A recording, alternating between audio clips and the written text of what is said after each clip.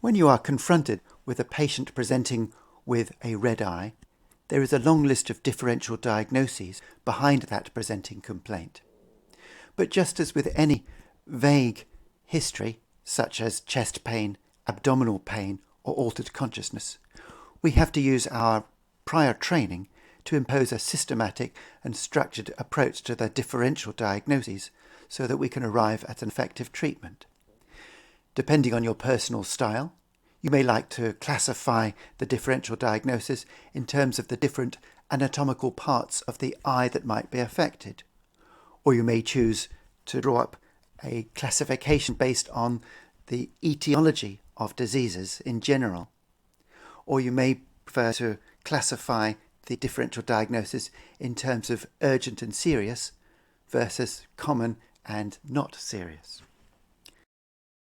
So if we were to classify a red eye problem in terms of the anatomical structures of the eye that are affected, then we could go through the eye from front to back, most of which can be examined with a pen torch alone.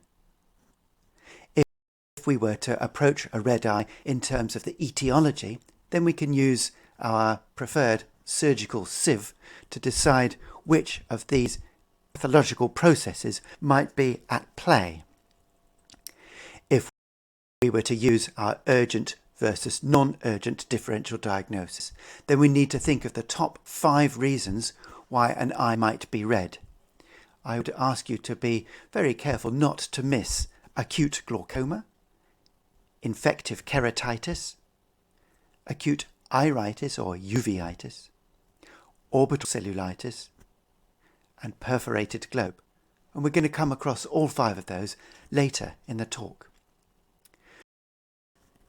But just as with every other case you come across, you must start with an accurate and directed history, followed by examination.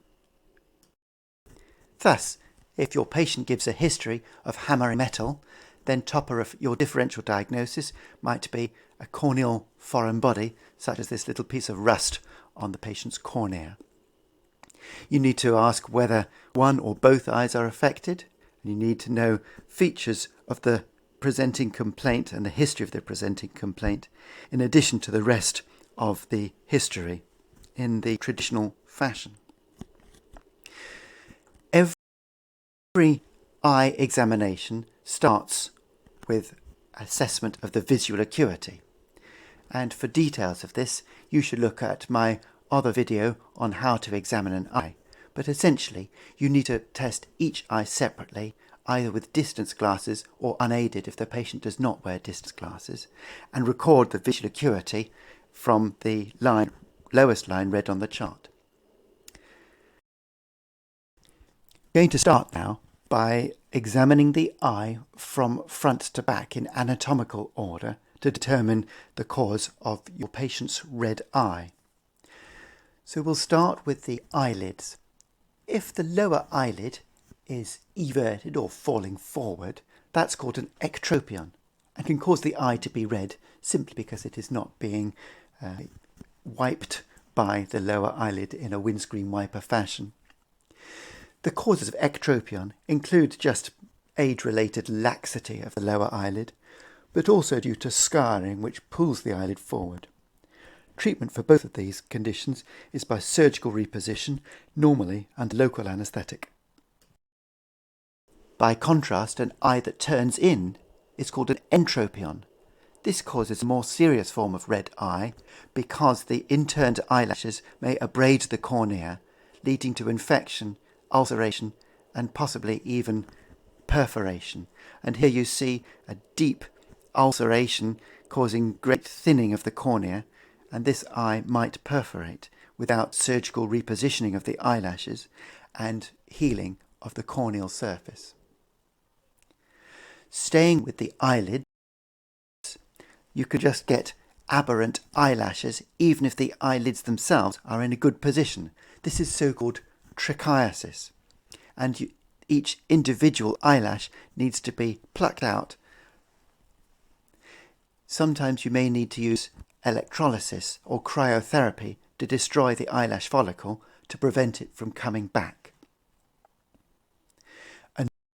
Another condition that can affect the eyelids is blepharitis.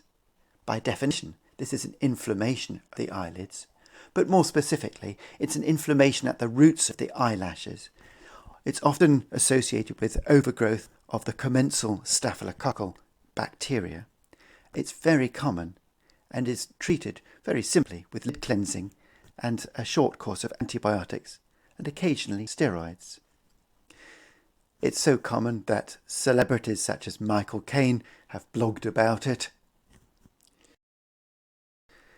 And it takes many different forms, but trichiasis, which we've already talked about, can be a feature of chronic blepharitis. Patients can complain of recurrent styes and chalazions. They can sometimes get marginal keratitis where not only the eye goes red, but the cornea can become ulcerated.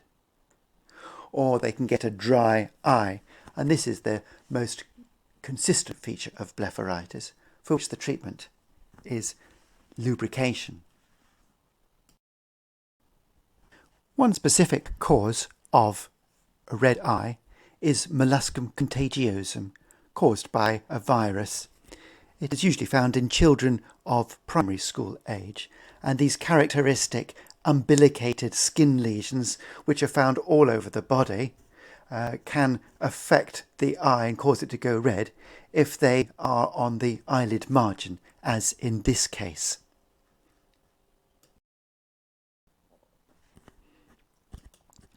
If you are able to, you should evert the upper eyelid of your patient presenting with red eye, because you might find a foreign body or signs of severe allergy.